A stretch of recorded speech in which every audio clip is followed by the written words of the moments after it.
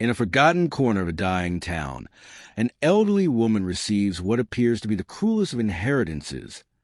A house consumed by fire, its blackened skeleton standing as a monument to loss.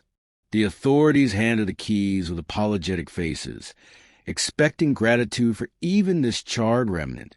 But Evelyn Marsh is not who they think she is. Within those scorched walls, beneath ash and ruin, she will uncover something that defies explanation, a discovery that will unravel the fabric of her understanding, resurrect memories she buried decades ago, and reveal a truth so profound it will transform not only her final years, but the meaning of everything she thought she knew about love, sacrifice, and the invisible architecture of destiny itself. The house stood like a burned prayer at the end of Crescent Lane, its blackened timber bones reaching toward a sky that had forgotten how to answer. Evelyn Marsh held the keys in her weathered palm, feeling their cold metal weight as though they were fashioned from frozen tears. The social worker had already driven away, her sedan disappearing into the autumn mist with an urgency that suggested relief, leaving the old woman alone before the ruins of what bureaucracy had deemed her inheritance. The air tasted of old smoke and newer rain, a marriage of elements that whisper of endings without promising beginnings. She had lived 78 years preparing for many things, but standing before this monument to destruction had not been among them. The fire had occurred 6 months prior. She knew this from the careful, apologetic tone of the county officials who had located her in the assisted living facility 3 states away. "Your distant cousin," they had said. "No other living relatives. The property defaults to you." They spoke as though conferring a gift rather than transferring the husk of tragedy.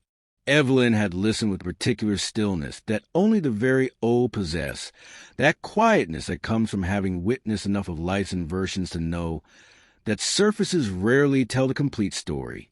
Now, standing before the house, she felt something stir in the archaeology of her memory, a sensation without name, recognition without image.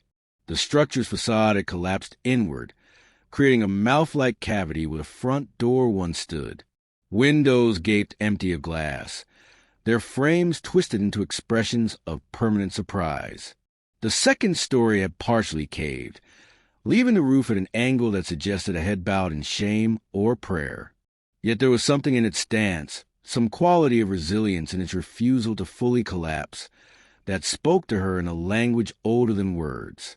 It reminded her of herself, still standing after the fires of a long life, still vertical despite the weight of decades, still containing rooms within rooms that no one had thought to explore.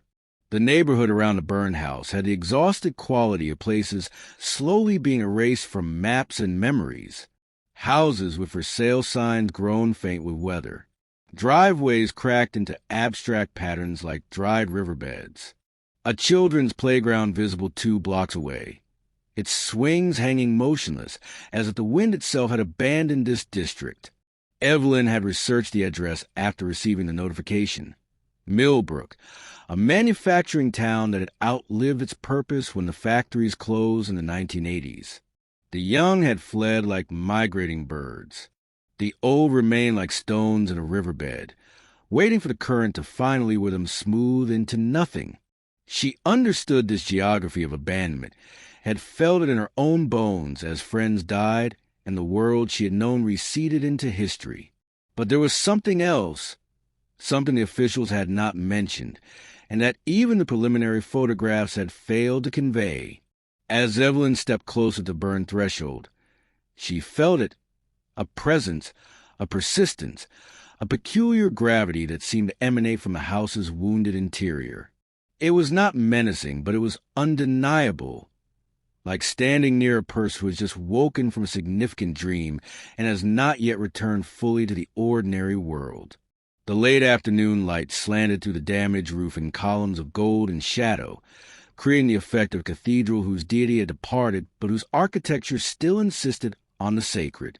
She tightened her grip on the keys, feeling their edges press into the soft map of her palm's lifelines, and something in her chest, some small bird of intuition that had been sleeping for years, suddenly opened its eyes and looked directly at the ruins before her, as though recognizing impossibly a home.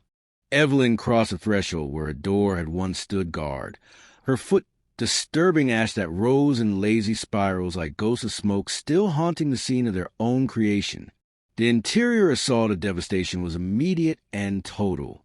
What had been a living room now resembled an archaeologist's excavation of some ancient catastrophe. Furniture reduced to charcoal sculptures of their former selves, a sofa that had become a black wave frozen mid-collapse, a coffee table transformed into a flat carbon shadow on the floor.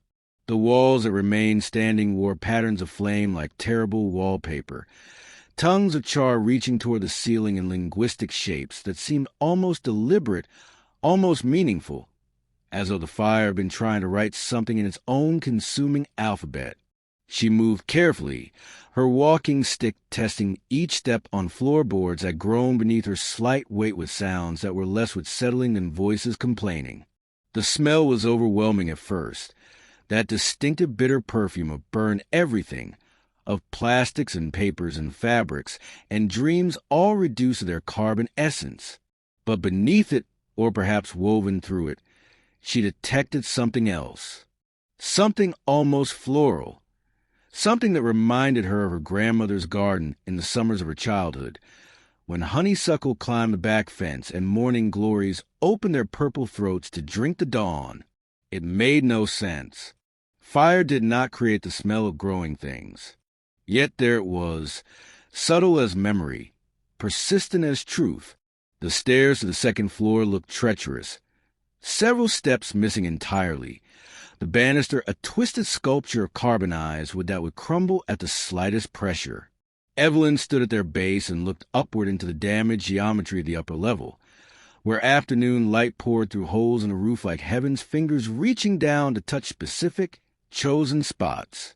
She could see into what had been bedrooms, the skeletal frames of beds, the melted lumps of electronics, the residue of lives interrupted mid-sentence. But she did not ascend. Not yet. Something drew her instead toward the back of the house, toward what the floor plan she had been given indicated was a kitchen. Here the destruction was, if possible, even more complete. The fire had clearly originated in the space, or found its greatest fury here. Appliances sat like technological corpses, their white enamel turned lunar landscape of cracks and discoloration. Cabinets hung open like mouths caught mid-scream, their contents spilled and petrified. The refrigerator had melted partially, creating an almost artistic effect, as though a sculptor had decided to capture the moment when solid becomes liquid, when structure surrenders to entropy. Yet the kitchen table, somehow, had survived. Oh, it was burned, certainly. Its surface blackened, its legs charred, but it remained upright, remained functional in its essential nature, and on it sat something that made Evelyn stop breathing for a count of 3. A box, a small wooden box, no larger than a shoebox, sitting in the exact center of the burned table, as though carefully placed there, as though positioned with intention. It was not burned, not even singed. Its surface gleamed with a warm, honey-colored finish that spoke of care and preservation. Evelyn approached it the way one might approach a bird that had landed unexpectedly on one's outstretched hand. Slowly, holding her breath, afraid that too sudden a movement would cause it to vanish or reveal itself as hallucination. Her shadow fell across it, and it did not disappear. Her hand reached out, fingers trembling with something between anticipation and dread, and touched its surface. Warm. The box was warm, as though it had been sitting in sunlight, though the kitchen received no direct light at this hour.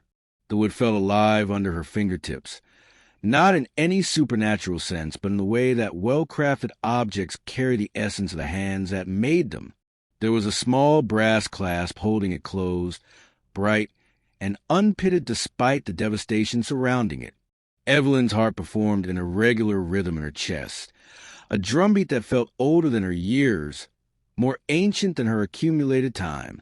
She knew, with the irrational certainty that sometimes visits the very old and the very young, that opening this box would change something fundamental, that there are moments when we stand on the edge of before and after, and wisdom lies in recognizing them even as we step forward anyway. She lifted the clasp. The tiny sound it made seemed enormous in the silence of the burned house, a click that echoed not in space but in time, as though rippling backward and forward simultaneously. The lid opened smoothly on small brass hinges that showed no sign of rust or age. Inside, nestled in a bed of red velvet that looked impossibly fresh, impossibly undamaged, lay a collection of items that made no immediate sense as a collection, but that struck Evelyn with the force of recognition nonetheless. A key, old and ornate, the kind that might open a door in a fairy tale. A photograph, black and white, edges worn soft with handling, showing a young woman standing before a house. This house, Evelyn realized with a jolt, behold and beautiful, its facade pristine and proud. A letter, folded and sealed with actual wax.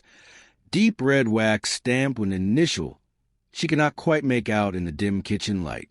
And beneath these, a pocket watch, silver and heavy, its face cracked, but its hands still moving, still marking time as though the fire had been merely a pause in its eternal counting.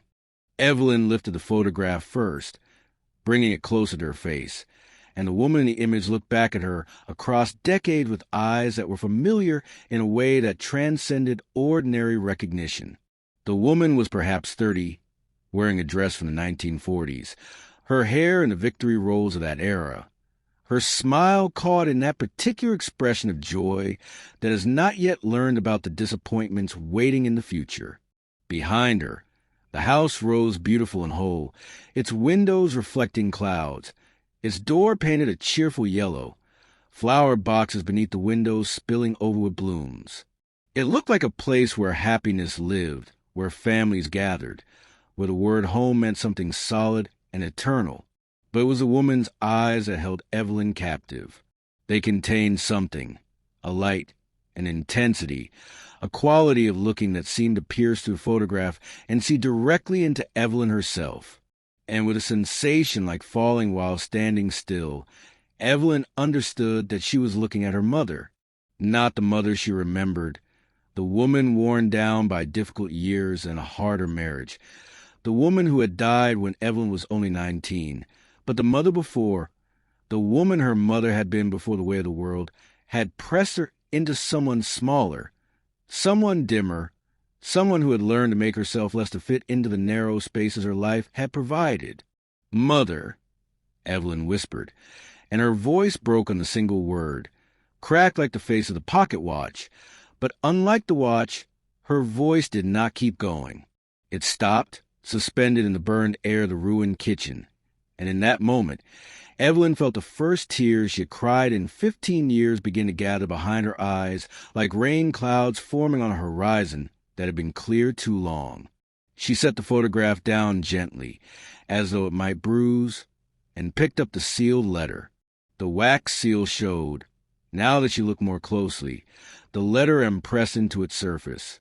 M for Marsh, perhaps, or M for Mother, or M for Mystery, for messages sent across time, for meanings buried in waiting. She wanted to break the seal immediately, wanted to tear open the envelope and consume whatever words it contained the way a person dying of thirst drinks water, desperately, completely, without caution. But something stayed her hand. Some instinct whispered that once that seal was broken, once those words were read, something irreversible would occur. She was old enough to know that some transformations cannot be undone, that some knowledge, once acquired, changes the architecture of who we are in ways that make return impossible. She set the letter back in the box and lifted instead the pocket watch. It was heavier than she expected, substantial in her palm, the silver warm as though recently held by someone living. The crack across its face ran from the 12 to the 6 like a meridian line, dividing the hours into before and after. Yet the hands continued their circular journey, the second hand ticking with a rhythm that seemed louder than physics should allow. Evelyn turned it over and found an inscription on the back case, words etched in elegant script that had been worn smooth by decades of handling. Time is the longest distance between two places. She recognized a line from Tennessee Williams, from The Glass Menagerie, a play she had read in college a lifetime ago. But why here? Why on this watch, in this box, in this burned house? The key came last, and it felt oldest of all, though that made no logical sense. Perhaps it was the ornate nature of its design, the bow elaborately decorated with scrollwork, the blade long and complex with multiple bits and wards that suggested it was meant to open something important, something that required protection. Evelyn held it up to the failing light, and the metal caught the sun with a flash that seemed too bright, too golden, as though the key were made of something other than ordinary brass. A tag attached to it with thin leather cord bore a single word in faded ink: attic. The house had an attic. The floor plan had shown it. But the fire, surely the fire had consumed whatever lay in that uppermost space. Evelyn had seen the holes in the roof, the way the structure had partially collapsed inward. Accessing it would be dangerous, if not impossible. Yet as she stood in the destroyed kitchen, holding items that should not exist in their pristine condition, surrounded by devastation that should have consumed everything without preference or mercy, Evelyn felt the stirring of something she thought had died decades ago. Not hope exactly, but its more dangerous cousin, curiosity, the thing that killed a cat, as the saying went, but also the thing that had driven humanity to explore, to question, to open doors at signs clearly marked as forbidden. She placed the items carefully back in the box, closed the lid, and lifted the entire thing from the burned table. It weighed almost nothing, as though it contained air and wishes rather than wood and metal and paper. As she turned to leave the kitchen, her eye caught on something she had not noticed during her entrance, a calendar still hanging on the wall near what had been the back door. It was burned around the edges, most of its dates obscure by char, but one date remained visible, circled in red marker that had survived when everything else had been consumed. October 15th. Tomorrow's date. Tomorrow, Evelyn realized with chill that had nothing to do with the autumn air filtering through the broken walls. Someone had circled tomorrow's date on a calendar that should have burned 6 months ago. She left the kitchen and returned to main room, where the light was now deepening into the gold and shadow tones of approaching evening. The sun was setting somewhere beyond the damaged walls, painting the ruins with colors that turned devastation into something almost beautiful, almost holy. Evelyn stood in the center of what had been the living room and looked up to the holes in the ceiling toward the attic space above. She could see the edge of the attic floor, could see where the fire had burned through, but not completely, where structure remained despite the flame's appetite. Getting up there would require navigation of those treacherous stairs, would require risking those damaged steps and that burned banister. It would require, she realized, a degree of faith that she had not exercised in years. Faith that the house would hold her weight. Faith that the structure would not choose this moment to complete its collapse. Faith that there was something worth finding in that upper darkness. But the alternative was to leave now, to hand the keys back to the county officials, to return to her small room at the assisted living facility where nothing ever changed and each day was a photocopy of the day before. To return to waiting for the end in that particular way that people wait when they have outlived their purposes, their passions, their reasons. And as Evelyn stood there in the golden light of the dying day, holding a box that contained impossible things, she realized that she had not felt this alive in years. The fear was part of it. The physical danger of the damaged house, the emotional danger of whatever revelations waited in the attic. But beneath the fear was something brighter and fiercer. The sense that her life, which she had thought was in its final chapter, its denouement, might still have some pages left unwritten. She would stay the night. The decision formed before she consciously made it, rising from some deeper part of herself that did not consult the logical mind. She would stay in this burned house, would keep vigil with its ruins, and in the morning, when the light was strong and the stairs were visible, she would climb toward the attic with the key in her hand and discover what message had been left for her across the years. Because that was what this was, She understood now with complete certainty. A message, the photograph, the letter, the watch, the key, they were not random survivors of the fire. They were intentionally preserved, intentionally left, intentionally waiting for her to arrive and find them. Someone had known she would come. Someone had prepared for her arrival. And that someone, if the photograph was any indication, was a woman she had spent 59 years trying to forget and every single day trying to remember. Her mother, whose name had been Margaret Evelyn Marsh, who had given her daughter her middle name as a first name, as though knowing that someday that daughter would need to carry both of their identities forward into a future that would require the strength of them both. Evening settled into night like a curtain falling. Evelyn found a corner of the main room where the floor seemed most solid, where the walls still stood intact enough to provide the illusion of shelter. She had brought nothing with her for this visit. No supplies, no provisions, just herself and clothes she wore and the walking stick she carried. But the night was mild for October, and she had lived long enough to know that comfort was largely a state of mind anyway. She sat with her back against a wall that divided the living room from the hallway, the box resting in her lap, and watched as darkness filled the burned house like water filling a vessel. The sound of the house at night were not what she expected.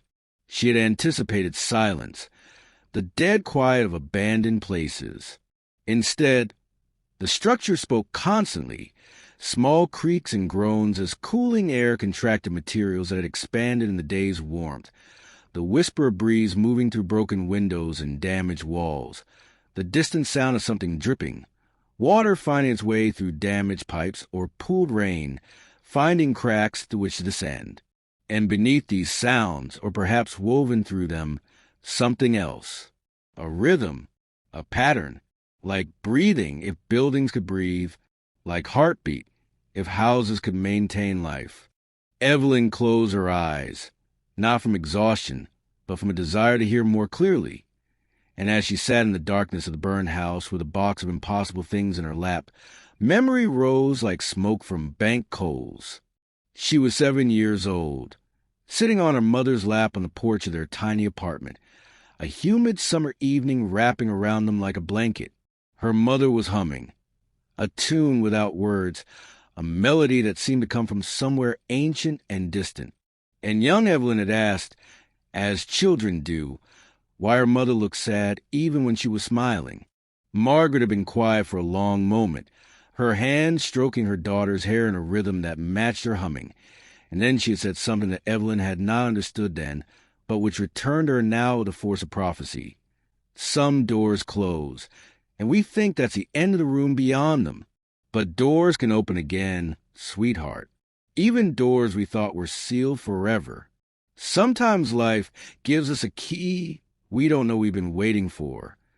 The memory faded like smoke dispersing, but it left behind a residue, a film of understanding.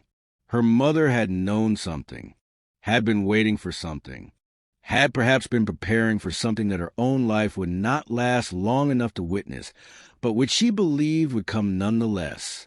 And now, decades after her mother's death, in a burned house that had belonged to a distant cousin Evelyn had never heard of until 6 months ago, that something was revealing itself piece by piece, clue by clue, like a treasure map drawn in fire and time. Evelyn opened her eyes to find that they had adjusted to the darkness, and the moon, nearly full, rising now above the damaged roof, was pouring silver light through the holes in the ceiling, creating pools and columns of illumination that transformed the ruins into something otherworldly. In that light, the burned furniture cast shadows that looked less destroyed than transformed, less ended than changed. She looked down at the box in her lap and, making a decision that felt both reckless and inevitable, opened it once more. The letters seemed to glow in the moonlight, the red wax seal catching the silver illumination and transforming it into something ruby-rich and deep. Evelyn lifted it, felt its weight, surprisingly heavy for paper and ink, and with movements that felt ceremonial, broke the seal. The wax fractured cleanly, the pieces falling into her lap like drops of frozen blood. She unfolded the paper, thick, expensive paper that whispered quality and care, and in the moonlight streaming through the broken ceiling.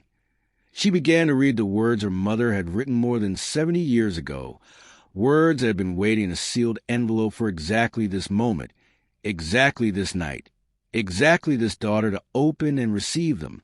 "My darling Evelyn," the letter began, and those 3 words were enough to shatter something in her chest that had been holding solid for decades. Her mother's handwriting. That elegant script she remembered from birthday cards and grocery lists, from the 1 year of elementary school when her mother had been healthy enough to write encouraging notes in her lunch bag, flowed across the page like a voice speaking from beyond the separation of death and time. If you are reading this, then certain things have come to pass as I hoped they would, though I know the path that brought you to this letter cannot have been easy. The house that surrounds you is not what it seems. The fire that consumed it was not accident but revelation, not ending but transformation. Everything, my darling, has been preparing you for this moment. Evelyn's hands trembled, causing the paper to flutter as though alive. She forced herself to breathe, to continue reading, though part of her wanted to stop, wanted to preserve the mystery while longer before understanding changed it into something else. But that was cowardice. And whatever else her life had made her, Margaret's daughter was not a coward. She continued, "I need to tell you about the house, about our family, about things I could not explain when I was alive because the words would have sounded like madness, and you would have worried, and I could not bear your worry on top of everything else you carried. Our family, the Marsh family, has been the keeper of something for 7 generations. Not keepers in the sense of guards or protectors, but in the deeper sense of maintainers, of people who hold space for something to exist even when the world forgets to believe in it. We have been the keepers of thresholds, Evelyn, the keepers of the places where one thing becomes another, where the visible brushes against the invisible, where time folds on itself like paper and creates pockets where past and future meet and exchange gifts." The word should have sounded insane. Evelyn knew this. She was a rational woman, educated, experienced, long past the age of believing in fairy tales or mystical nonsense. Yet as she read her mother's words in the moonlight of a burned house that contained unburned treasures, rationality seemed less like truth and more like limitation, less like wisdom and more like a cage built from insufficient understanding. She read on, "The house you are in now belonged to my cousin Helen, who belonged to the line of keeper before you. Each generation, one person is chosen, not by us, but by something older than us, something that runs in the blood and bone of certain family lines. The keeper maintains a threshold house, the place where the between spaces are thinnest, where the doors can still open if someone knows the right way to knock. Helen kept the house for 47 years, kept it beautiful and whole, kept the threshold clear. But her time was ending, and there was no one to pass it to. No children, no nieces close enough. Only you, my darling.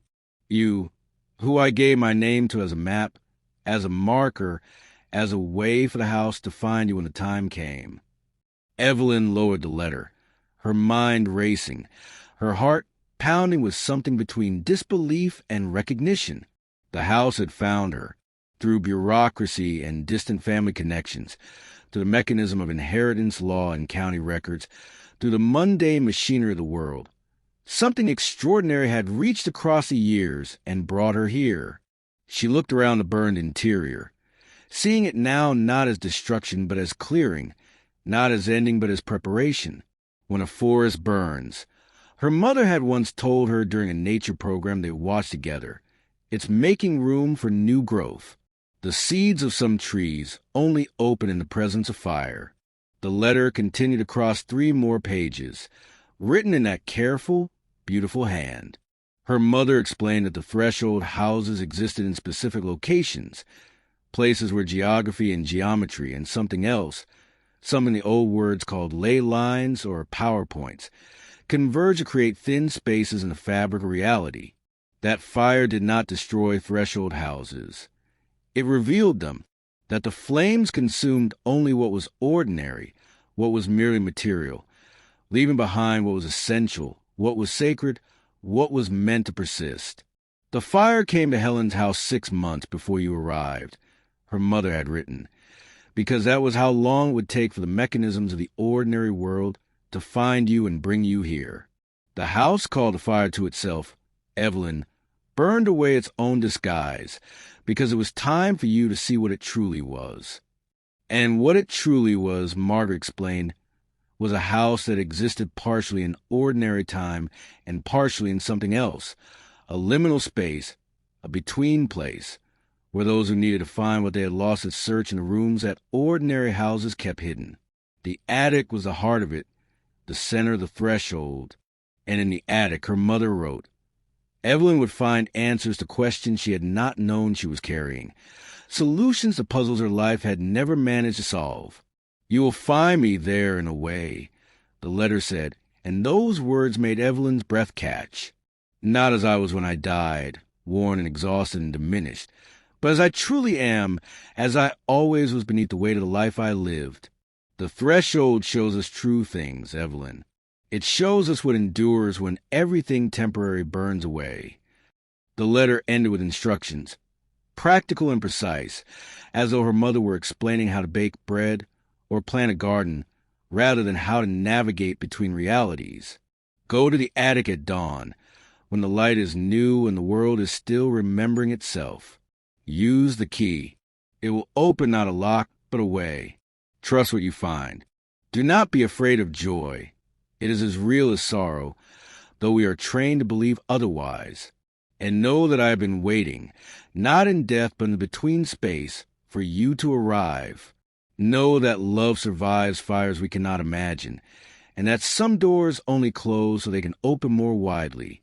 I am so proud of you, my darling. I have always been so proud. Now come find me, and let me tell you so with more than ink on paper. Come home, Evelyn. Come home to the house that has been waiting for you since before you were born.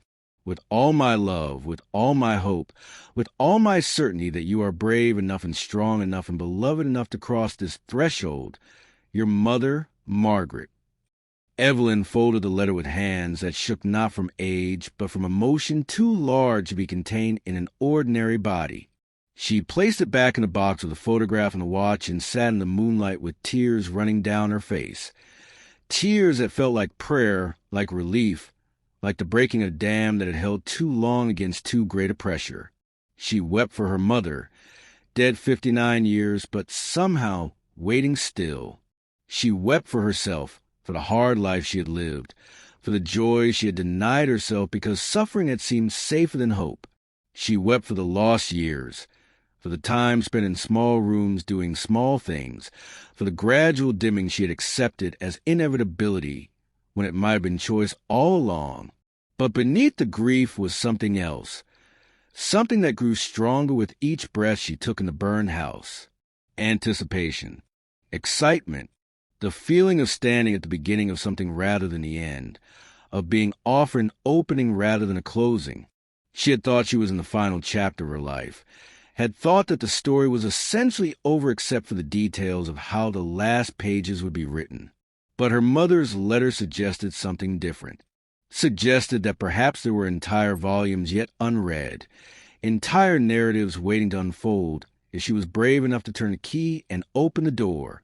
Dawn seemed impossibly far away. Evelyn sat against the burned wall with the box in her lap and watched the moon trace its slow arc across the visible sky, marking time the way the pocket watch marked it, continuously, faithfully, without judgment about what the hours contained. The house creaked and settled around her, and now its sounds felt less like complaint and more like conversation, less like a structure failing and more like a structure preparing. She dozed fitfully, her dreams full of doors and keys, of her mother young and beautiful standing in gardens that bloomed with flowers that had no names in ordinary language, of stairs that led both up and down simultaneously, of rooms that were somehow larger than the houses that contained them. She woke to the first gray promise of dawn filtering through the broken ceiling, that particular quality of light that comes before the sun reveals itself. when the world is suspended between darkness and illumination. Her body ached from the night spent on the hard floor, but the ache felt distant, unimportant, like pain happening to someone else's body. She stood, using her walking stick for support, feeling every one of her 78 years in her joints and spine. But her heart felt young, felt eager, felt alive in a way it had not in decades. She moved through the main room toward the stairs, the box tucked under one arm, her stick in the other hand. The stairs looked no less treacherous in the dawn light than they had in the afternoon before, but now they looked less like obstacles and more like tests, less like dangers and more like necessary passages. She tested the first step with her stick, then with her foot, letting her weight gradually settle. The wood groaned but held. She tested the second step. It held. The third. The fourth. Some of the steps were missing entirely, and she had to stretch higher than was comfortable, had to trust her aging body to perform feats it had not been asked to perform in years. But she climbed. Halfway up, she paused to catch her breath and looked back down at the room she was leaving. In the growing light, she could see the full extent of the damage more clearly than she had the day before. It should have been tragic. It should have been depressing. But instead, it looked like a chrysalis after the butterfly has emerged, empty but not meaningless, finished with its purpose but not without dignity. The house had burned away everything unnecessary, everything temporary, everything that was merely surface. What remained was essence, was structure, was the bones and beams that held everything else aloft. It reminded her of the way old age burned away the unnecessary aspects of personality, the masks we wear for others, the pretenses we maintain for society, leaving behind only what was true, what was essential, what would persist even when the body that contained it finally failed. She resumed climbing. The second-floor hallway was a gauntlet of burned debris and weakened floorboards, but she navigated with the focus of a tightrope walker, testing each step, moving with deliberate care. At the end of the hallway, a ladder led up to the attic, a pull-down ladder that had somehow survived the fire intact, its wooden rungs solid and strong. Evelyn stared up at the dark square of the attic opening, feeling her heart accelerate, feeling anticipation and fear conduct their familiar war in her chest. This was the threshold her mother had written about. This was the doorway between what she had been and what she might become. She tucked the walking stick through her belt, hooked the box handle over her arm, and began to climb the ladder. Each rung brought her higher into the darkness above, higher into the unknown, higher into the space where her mother claimed impossible things waited. The attic was cool and dark when her head emerged through the opening, smelling not of smoke and destruction, but of old wood and dust and something else, something like cinnamon and honey, like the smell of her grandmother's kitchen, like the scent of comfort and safety that she had not encountered since childhood. She climbed the rest of the way into the attic and stood, her eyes adjusting to the dimness. The space was larger than it should have been, impossibly larger, as though the attic occupied dimensions that did not correspond to the house's exterior measurements. And it was undamaged, completely, perfectly undamaged. The floor was solid oak, polished and gleaming. The walls were finished and painted a warm cream color. The ceiling beams were exposed but beautiful, carved with designs that caught the weak dawn light filtering through a single round window at the attic's far end. And everywhere, on shelves and tables and in careful arrangements on the floor, were objects, not the random accumulated junk of ordinary attics, but meaningful things, curated things, things that radiated significance like heat radiates from fire.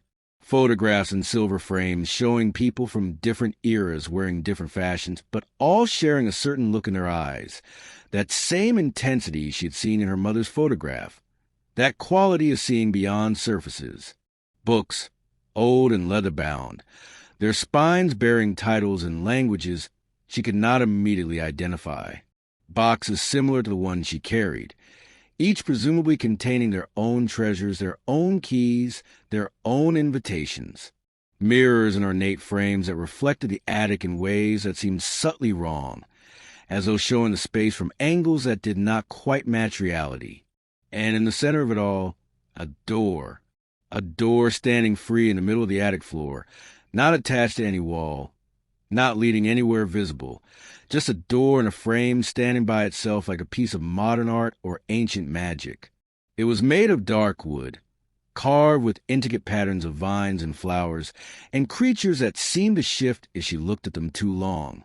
And set into the door at ordinary lock height was a keyhole, not a modern keyhole, but an old-fashioned one, large and ornate, exactly the size and shape of the key that lay in the box under her arm. Evelyn approached the door slowly, reverently, the way one approaches altars in ancient churches or graves of those deeply loved. When she reached it, she walked around it, confirming what seemed impossible. It was just a door, standing alone, not connected to anything, opening presumably onto the same attic space from both sides. Yet she knew, with the certainty that comes from reading her mother's words and spending a night in a house that defied natural law, that this door was different, that it opened not onto space, but onto something else, onto the between, onto the threshold her family had kept for 7 generations.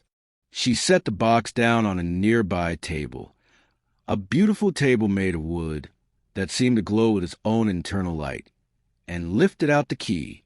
It felt warm in her palm, alive almost, eager like a dog that has been waiting for its master to come home. She approached the door again, stood before it, and raised the key to the lock. Her hand was steady.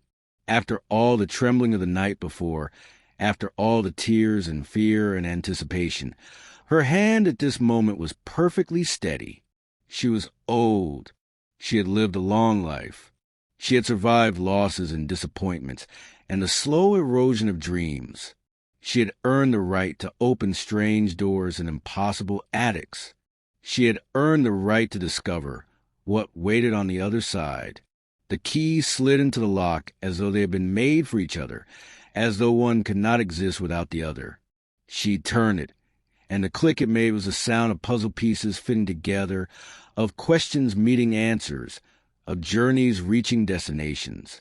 She grasped the door handle, an ornate brass handle shaped like a flowering vine, and pulled. The door opened smoothly, silently, and through it came light, not the gray dawn light of ordinary morning, but golden light, honey light, the light of eternal summer afternoons when time slows down and joy becomes almost painful in its intensity. And in that light, standing as though she had been waiting just on the other side, was her mother. Margaret looked exactly as she had in the photograph. Young, vital, wearing the 1940s dress and the victory rolls and the smile that had not yet learned about disappointment. But she also looked more than that. Somehow, she looked the way Evelyn remembered her from the very best moments of childhood, the moments when her mother had forgotten to be tired or worried or sad, and had simply been present, simply been joyful, simply been herself without the weight of the world pressing down. She looked, Evelyn realized, the way people look when they're exactly where they belong, exactly who they were meant to be, exactly as they truly are beneath all the disguises that ordinary life requires.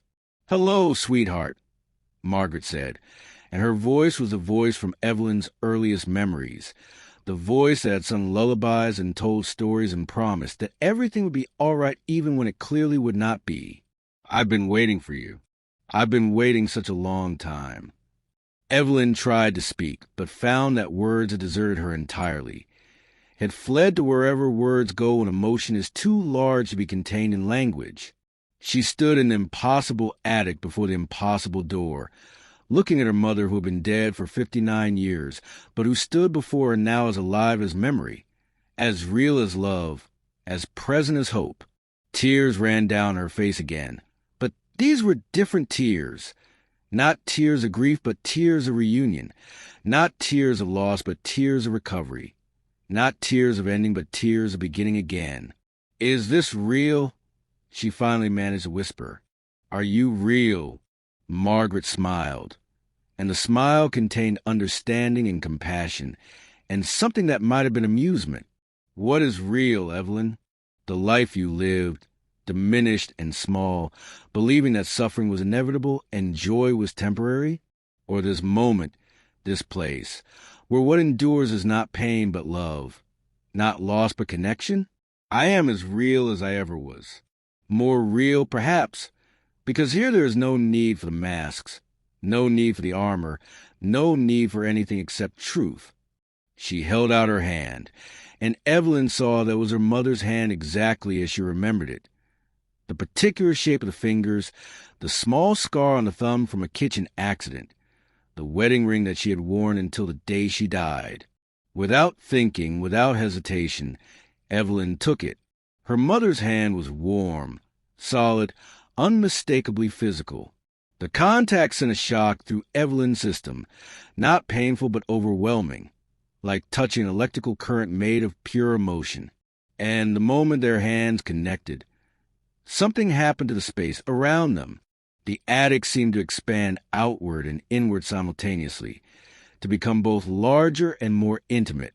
The walls fell away or became transparent, revealing not the burned house below, but something else entirely. Evelyn saw gardens, beautiful gardens stretching in all directions, filled with flowers she recognized and flowers she had never seen, flowers that seemed to generate their own light, their own music, their own joy. She saw paths winding through gardens, and on those paths, people walking, some she recognized, relatives from old photographs, ancestors whose names she knew from family stories, and some she did not recognize but who felt familiar nonetheless, as though they were family in a deeper sense than mere blood relation, as though they were her people, her tribe, the souls to whom she belonged in the eternal architecture of connection. "This is the threshold," Margaret said, her hand still holding Evelyn's, grounding her in the experience even as it threatened to overwhelm her completely. "This is the between space, the place where what is true persists beyond the temporary illusions of ordinary time. You have spent your life in the world of surfaces, sweetheart, the world where things end and people die and joy is rationed like food during wartime. But that world is not the only world. It is not even the truest world. It is merely the most obvious one, the one that does not require faith to perceive." Evelyn looked at her mother. This woman who had given her life and then departed from it far too soon, leaving her daughter to navigate the hard years alone. She had so many questions, so many things she wanted to know, so many moments she wanted to understand differently now that she had this perspective. But the question that came out was simpler than all of those, more fundamental, more necessary. Why did you leave me? Why did you die when I needed you most? Margaret's face softened with compassion, so complete it was almost painful to witness. "Oh, my darling girl, I did not leave you. I could never leave you. I only stepped through a doorway you could not see yet, moved a room in a house you had not yet discovered. And every day since then, every single day, I have been here, waiting and watching and loving you through the veil that separates the visible from the invisible. You were never alone, Evelyn. Never.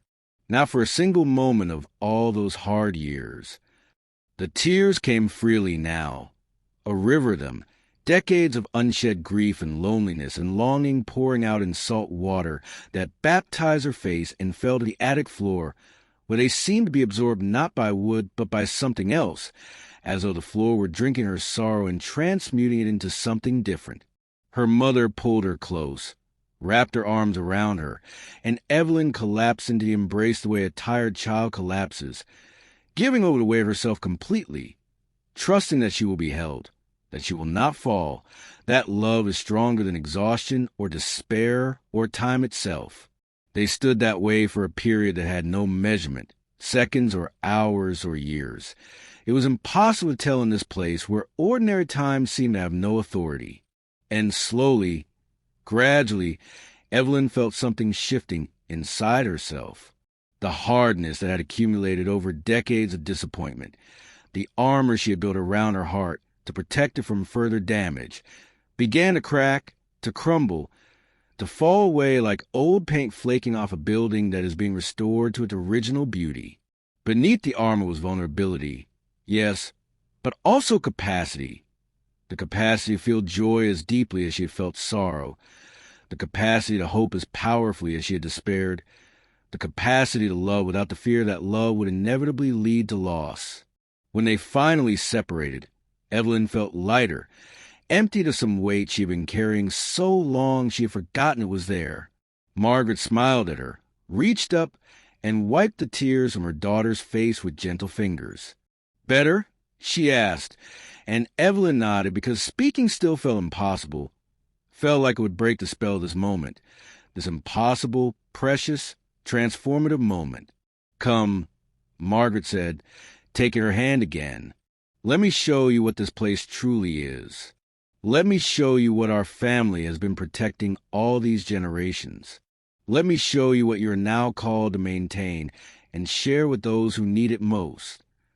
She led Evelyn through the doorway, and the act of crossing that threshold was like stepping from black and white into color, from silence into music, from winter into spring. The gardens Evelyn had glimpsed from the attic unfolded around them in 3 dimensions, in full sensory richness. The air smelled of flowers and fresh bread, and the particular scent of sunshine on warm stone. Birds sang in languages that seemed almost meaningful, almost translatable. Water burbled somewhere nearby. And the sound was laughter, was joy, was the sound of life celebrating itself without self-consciousness or restraint. They walked along one of the paths, Margaret pointing out features of the landscape, as though she were showing Evelyn a hometown she had left long ago and was now revisiting. "Every person who crosses a threshold," Margaret explained, "brings with them the things they need most, the things they lost or never had in the ordinary world.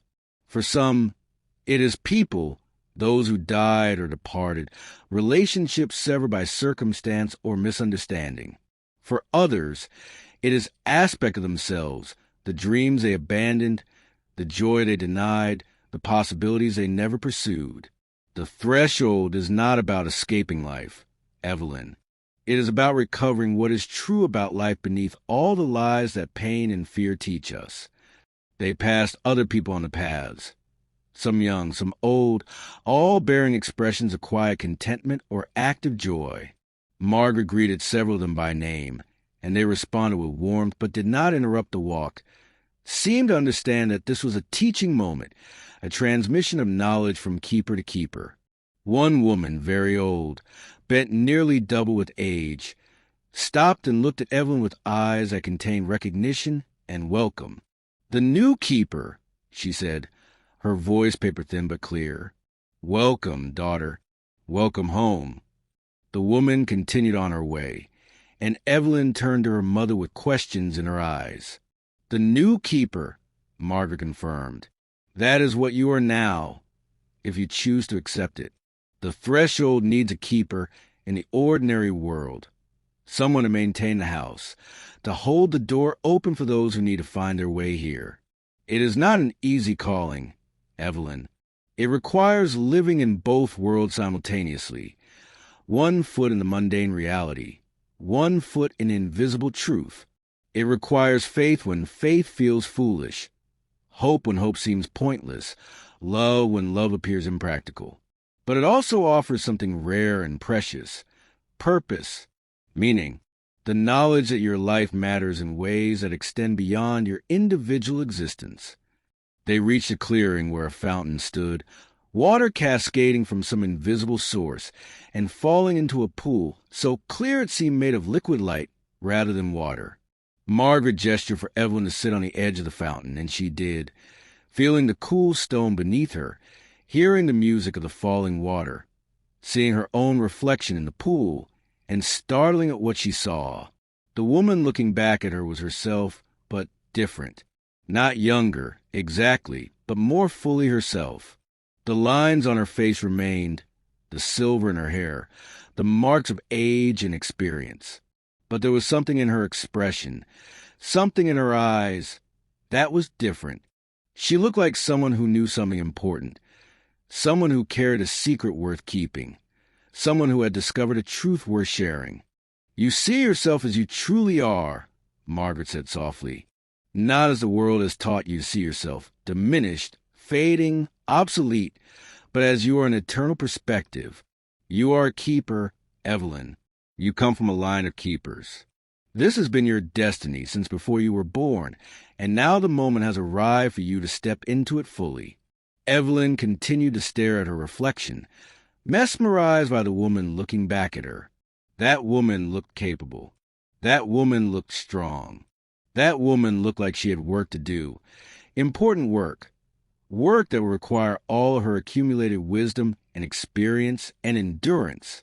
That woman looked, Evelyn realized with a shock of recognition, the way her mother had looked in the photograph. Not defeated by life, but engaged with it. Not diminished by age, but refined by it. Not waiting to end, but preparing to begin. "What would I have to do?" she asked, her eyes still on her reflection. "As keeper, what would be required of me?" Margaret sat beside her on the fountain's edge, their reflections now side by side in the pool, mother and daughter, old keeper and new keeper, past and future meeting in the eternal present of the threshold space. "You would rebuild the house," she said, "not as it was, but as it needs to be. The fire clear away the old form so the new form could emerge. You would create a place that looks ordinary from the outside, a simple house, a normal residence, but that contains within it the doorway to hear. You would learn to recognize those who need the threshold, who need to find what they lost or discover what they never knew they were seeking. You would guide them gently and without force toward the door, and you would maintain the space, keep it clean and clear, keep the path open for those who walk it." "And you?" Evelyn asked, finally looking away from the pool to meet her mother's eyes. "Would I see you? Would you be there?" Margaret smiled, but there was sadness in it, the sadness of limits that even magic must acknowledge. "I am always here in this place. Time works differently here. Evelyn, I am not growing older or younger. I simply am, eternally, as I was at the moment I crossed the threshold fully. You would not see me in the ordinary world, not with ordinary eyes. But here, whenever you cross to the door, whenever you enter the threshold space, I would be here. We would have all the time we never had, all the conversations we never finished, all the love we never exhausted. Not in your world, but in this one. Not an ordinary time, but an eternal time." It was a compromise, Evelyn realized. A gift, but one that came with limitations. She could have her mother back, but only here, only in this space between spaces. In the ordinary world, she would still be alone, still be elderly, still be navigating the mundane challenges of aging and decline.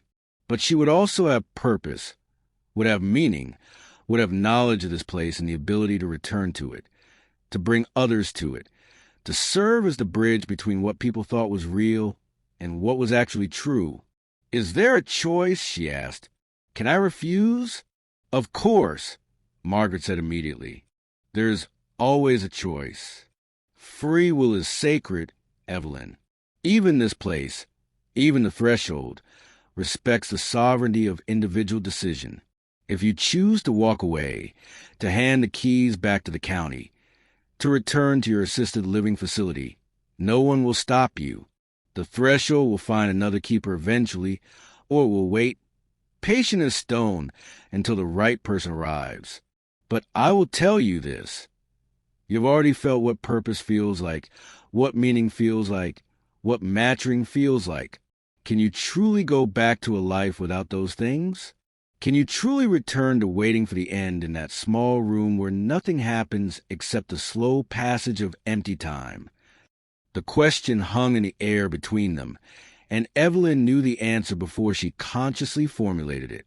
She had known the answer since the moment she opened the box in the burned kitchen and found impossible things surviving impossibly.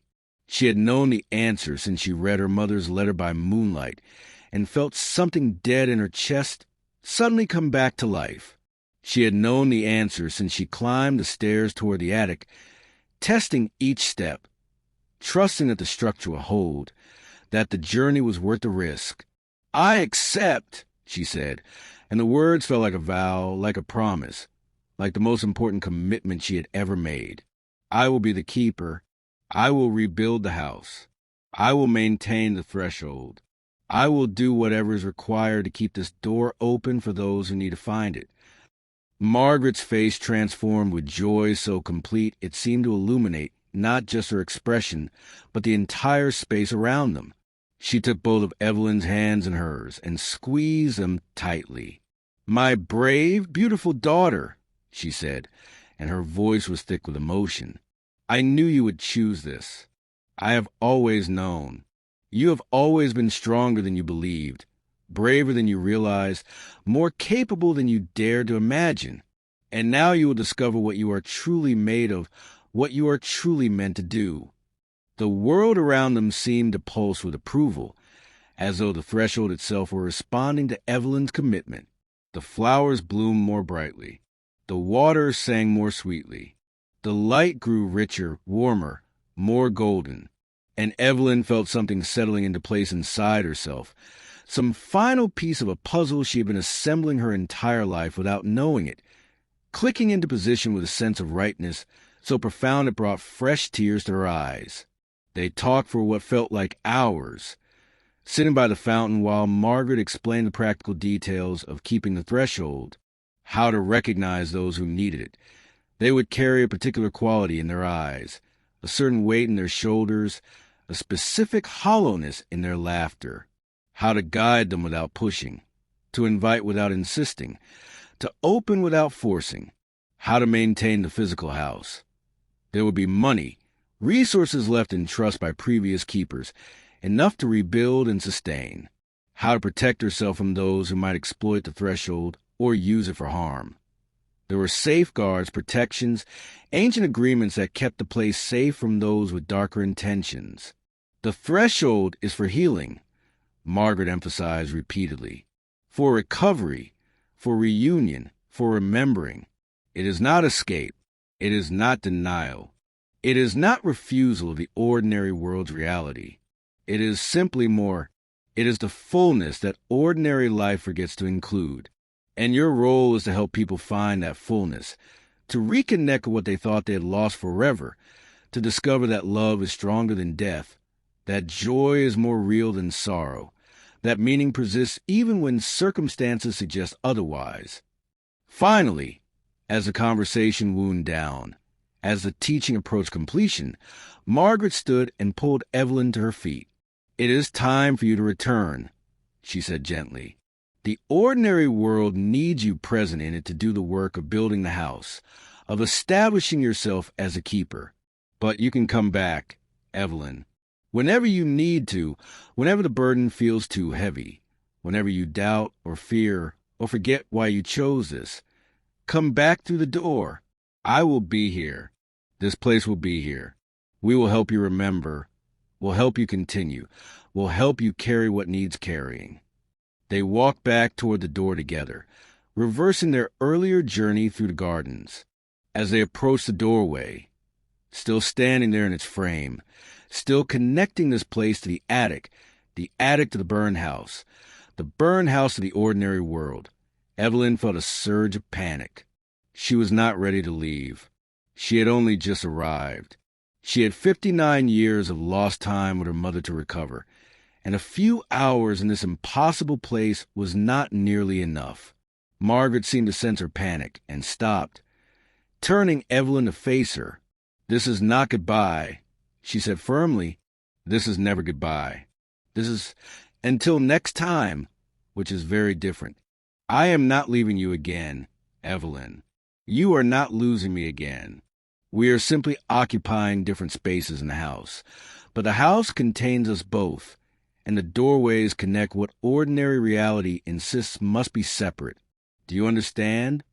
Evelyn nodded, though tears were flowing again, though her throat was tight with emotion too large to swallow or speak. She understood, But understanding did not make the leaving easier. It simply made it possible.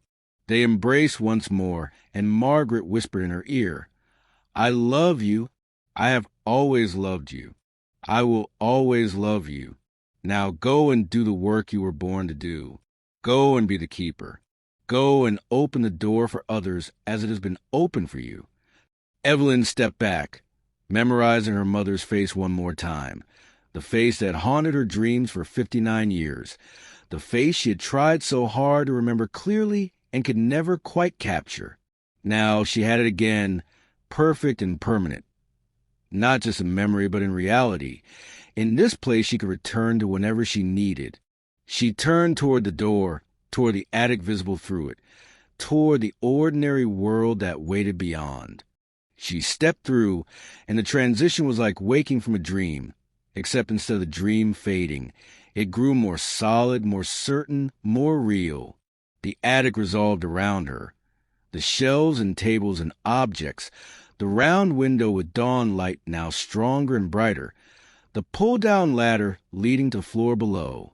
She turned back to look through the door, and for a moment she could still see the gardens, could still see her mother standing there, waving, smiling, whole and happy and eternal. Then, gently, inevitably, the door swung closed, the view of the threshold space was cut off, and Evelyn stood alone in the ordinary attic of an extraordinary house. But she was not the same woman who had climbed into this attic less than an hour ago. That woman had been at the end of her story, waiting for the final page to turn. This woman, the woman Evelyn had become in the space of a threshold crossing, was at the beginning. This woman had work to do, purpose to fulfill, a calling to answer. This woman was a keeper. Evelyn descended the ladder with movements that felt different than they had during her ascent. More certain, more stable, more grounded despite the burned and treacherous nature of the house. Her walking stick had remained below, left behind when she climbed, but she found she did not need it as desperately as before. Something in her balance had shifted. Some internal gyroscope had realigned. She was still 78 years old, still carrying decades of wear on her joints and bones, but she was also something else now. She was chosen. She was called. She was the keeper of the threshold. The descent through the damaged house felt different in the growing morning light. What had seemed threatening and dangerous the night before now appeared almost protective, as though the burned walls and damaged structure were not collapse but embrace, not destruction but transformation. She could see, with her new understanding, that the fire had indeed been revelation rather than ending. It had stripped away the ordinary disguise the house had worn, revealing its true nature as a threshold space, a between place, a doorway to what endures. When she reached the main floor and collected her walking stick, more as companion than necessity now, she noticed something she had not seen before. In the morning light, with her altered perception, the burned patterns on the walls were not random. They formed shapes, almost symbols, language written in flame and char. She could not read it, not exactly, but she could sense its meaning. Welcome, purpose, home. The house was speaking to her, had been speaking all along in a language she had not known how to hear until she crossed the threshold and returned changed. She walked to what remained of the kitchen, past the table where the box had waited for her, and out through the broken back door into a yard that was wild with neglect but beautiful in its abandonment. Tall grass grew everywhere, punctuated by volunteers. Trees and shrubs had seated themselves without permission or plan. At the back of the property, she discovered a garden, overgrown, but still maintaining some structure beneath the chaos. She recognized herbs, rosemary and thyme, sage and lavender, plants that persisted despite neglect, that thrived on endurance rather than attention. And sitting on what had once been a garden bench, weathered but solid, was an old woman. Not Margaret. This woman was older, her face a map of wrinkles so deep they seemed carved by intention rather than time. But her eyes, when they met Evelyn's, contained that same quality, that same intensity of seeing beyond surfaces that Evelyn had recognized in her mother's photograph, in her own reflection at the fountain. "You must be Evelyn," the old woman said, her voice surprisingly strong despite her ancient appearance. "I am Beatrice. I was the keeper before Helen, before she took her turn, and I retired into ordinary time.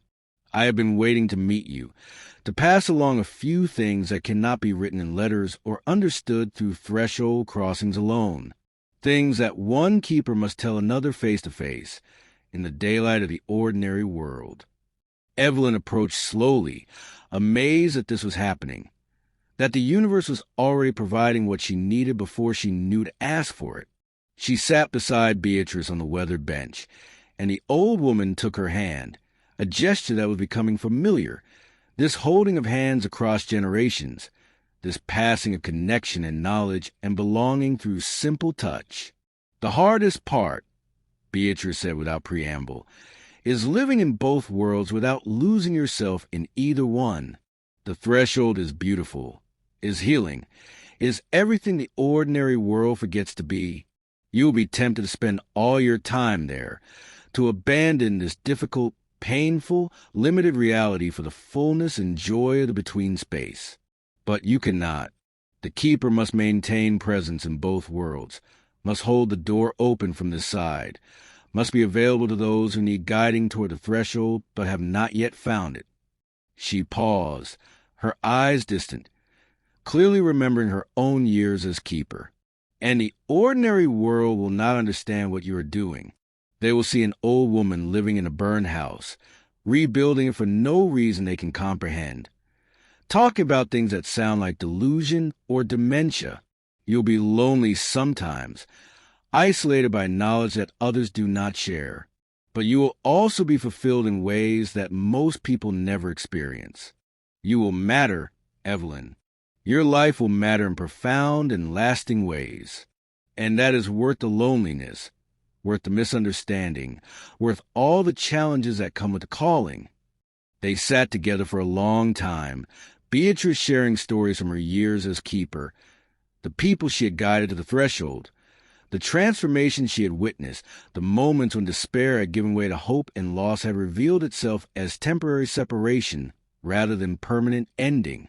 She explained the practical details Margaret had not covered: how to access the trust fund, how to work with contractors who would rebuild a house without asking too many questions, how to establish herself in the community as an eccentric but harmless old woman who posed no threat to anyone's comfortable assumptions about reality.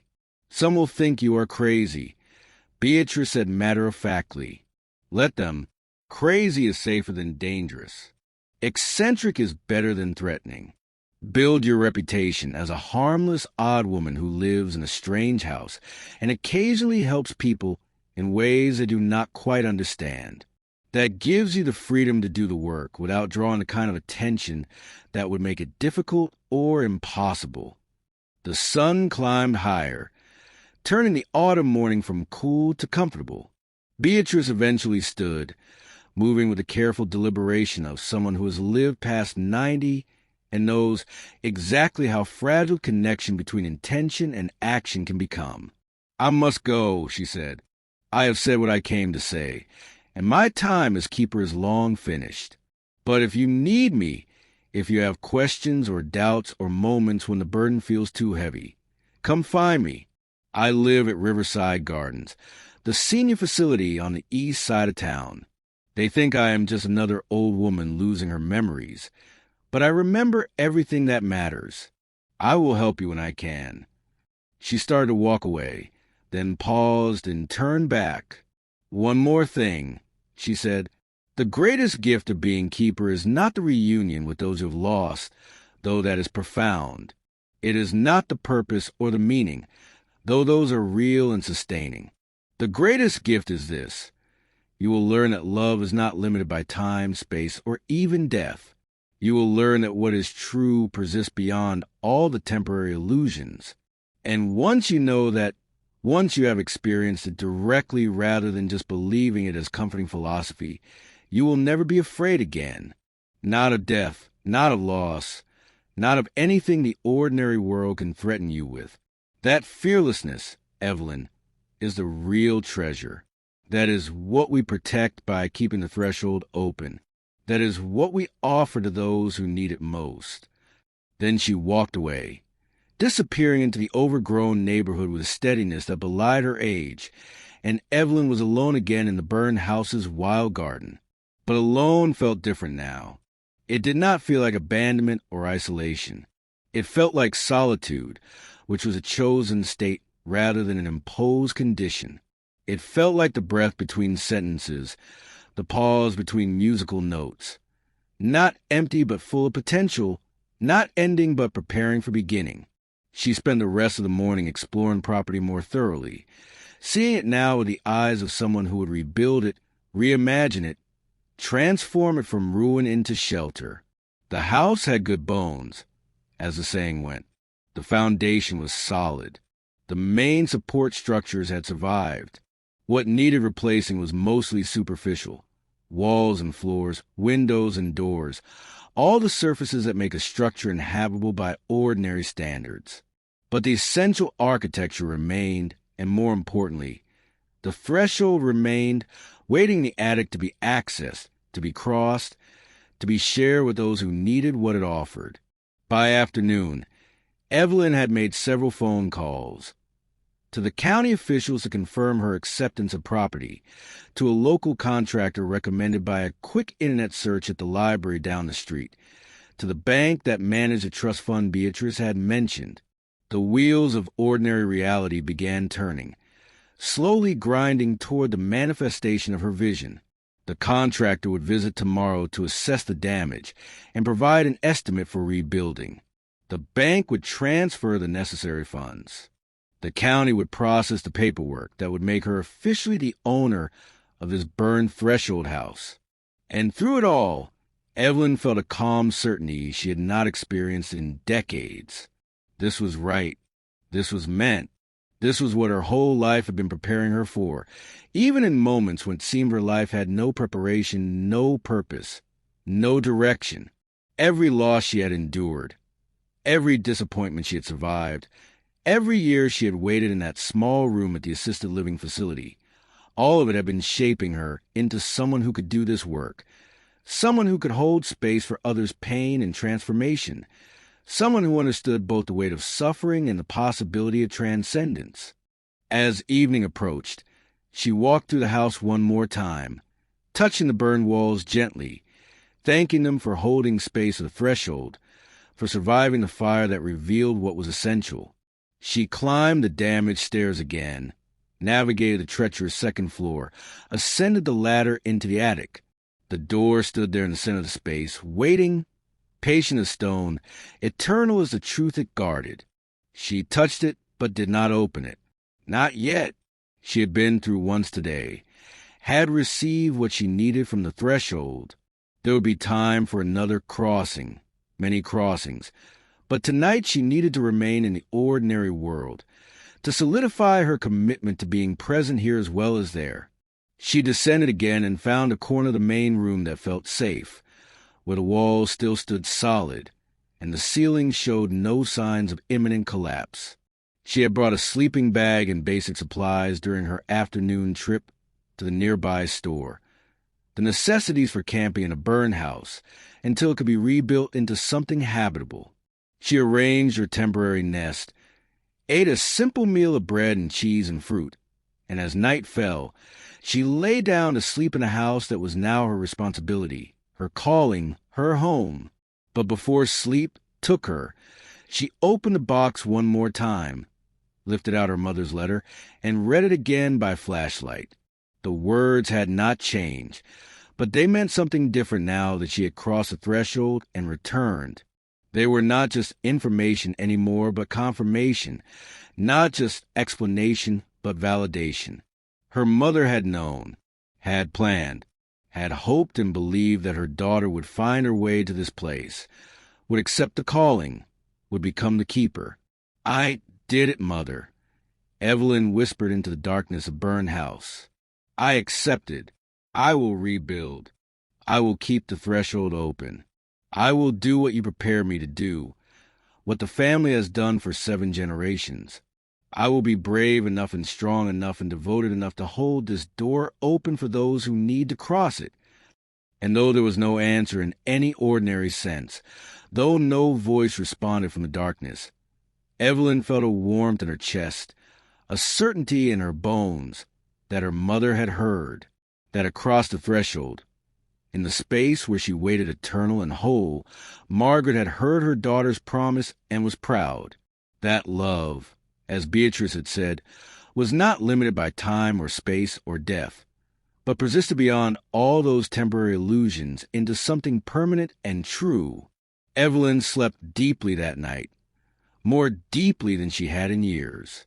She dreamed of gardens and doorways, of her mother young and laughing, of the house whole and beautiful, its windows lit with welcome, its doors open to those who needed shelter not just from weather, but from despair. She dreamed of people coming, wounded, broken, lost, and leaving transformed, healed, found. She dreamed of herself old but purposeful, aged but vital, living out her final years not in a small room waiting for the end, but in a threshold house maintaining the door between what people thought was real and what was actually true. And when she woke with dawn light streaming through the broken ceiling, she woke not as someone at the end of her story, but as someone in the middle, perhaps even at the beginning, of the most important chapter yet. She was 78 years old. She was a keeper of the threshold. She had work to do, purpose to fulfill, a calling to answer. And for the first time in decades, perhaps for the first time in her entire life, she knew exactly who she was and exactly what she was meant to do with the time she had remaining. She rose, stretched her old bones, made simple breakfast from her supplies, and began her first full day as keeper. There was much to do, contractors to meet with, materials to order, plans to make for the reconstruction. But there was also time, she realized, more time than she had thought she had, because time worked differently when it was filled with purpose. It expanded to contain what needed containing. It became ally rather than enemy, resource rather than limitation. She would rebuild the house. She would maintain the threshold. She would guide others toward the doorway that had transformed her own life.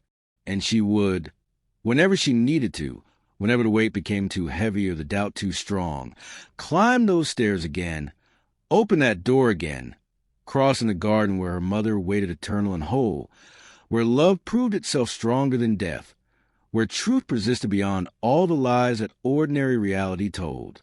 This was not the ending of Evelyn Marsh's story. It was the beginning of something new, something important, something that would ripple out beyond her individual existence into the lives of countless others who would find their way to the burn house at the end of Crescent Lane and discover that what they thought they had lost forever was simply waiting for them a room they had not yet learned to enter. 3 years passed in the ordinary world, which was no time at all in the threshold and an eternity in the hearts of those who crossed from one to the other. The house on Crescent Lane transformed from ruin to beauty, from burned skeleton to whole dwelling, from secret shame of the neighborhood to quiet curiosity. Evelyn worked with contractors who asked few questions, who accepted her eccentricities with a tolerance that comes from being paid well and on time, who built what she specified without needing to understand why an old woman wanted a house with an attic that seemed larger than physics should allow. She became known in Millbrook as the odd woman who had inherited the burn house and rebuilt it, who lived there alone but seemed somehow not lonely, who had a way of appearing exactly when people needed her most. At the grocery store, she would strike up conversations with strangers who looked particularly burdened, would invite them for tea, would listen to their stories of loss and grief and disconnection. And sometimes when the listening was done and the tea was cold, she would say, "I have something upstairs you might find interesting. Would you like to see?" And those who said yes, those who followed her up the stairs to the attic, those who stood before the door and felt the pull of recognition, they would return to their ordinary lives changed, transformed, knowing that what they thought was lost would be found, that death was not ending but transition, that love persisted beyond all the boundaries that ordinary reality insisted were absolute. Word spread in that underground way that word spreads about things that cannot be explained but can be experienced. People came from other towns, other states, drawn by rumors and whispers and the aching need to believe that grief was not the final word, that separation was not permanent, that the doors which seemed closed could still be opened. Evelyn received them all. The mother who had lost a child, the widower who could not stop grieving, the woman who had lost herself in the grind of ordinary life and needed to remember who she truly was beneath all the roles and expectations. She welcomed them into her threshold house, guided them toward the door, gave them the key that was also faith, also hope, also the willingness to believe that reality contained more rooms than rational materialism acknowledged. Not everyone could cross. Some stood before the door and felt nothing, saw nothing, found it locked against their entry. Evelyn learned that the threshold chose its own visitors, opened itself only to those who were ready, who needed it desperately enough, who believed deeply enough that truth might be stranger and more beautiful than ordinary perception suggested. For those who could not cross, she offered tea and kindness and the gentle reminder that perhaps their time would come later, that seeds sometimes needed seasons of dormancy before they could germinate into new growth. And for herself, she crossed regularly, sometimes daily, sometimes weekly, but always when she needed to remember why the work was worth doing, why the calling was worth answering.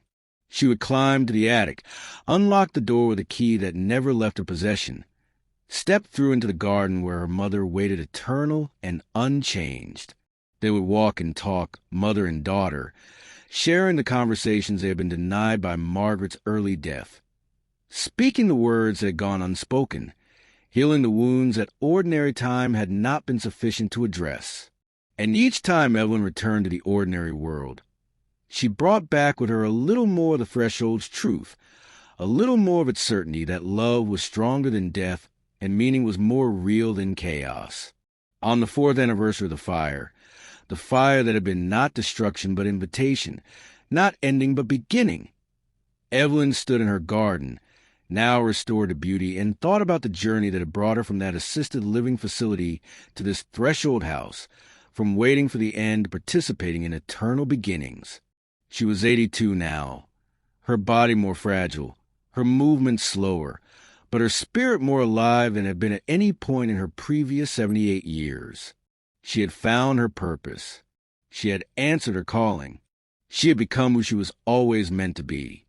The keeper of the threshold, the guardian of the door, the guide for those who needed to remember that reality was larger, kinder, more full of grace than ordinary perception suggested.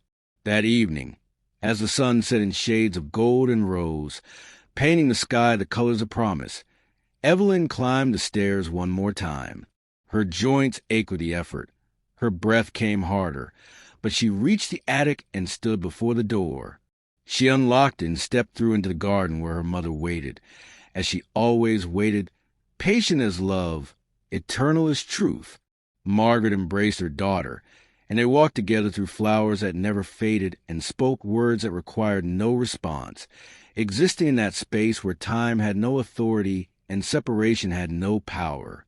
"I am tired, Mother," Evelyn said as they sat beside the fountain, where liquid light fell in cascades of pure beauty. "The work is good, and I am grateful for it, but this body grows heavier with each passing day. I wonder sometimes how much longer I can maintain both worlds, can be keeping the ordinary reality while knowing about this one." Margaret took her daughter's hand, held it gently, looked into her eyes with that gaze that saw everything, forgave everything, loved everything.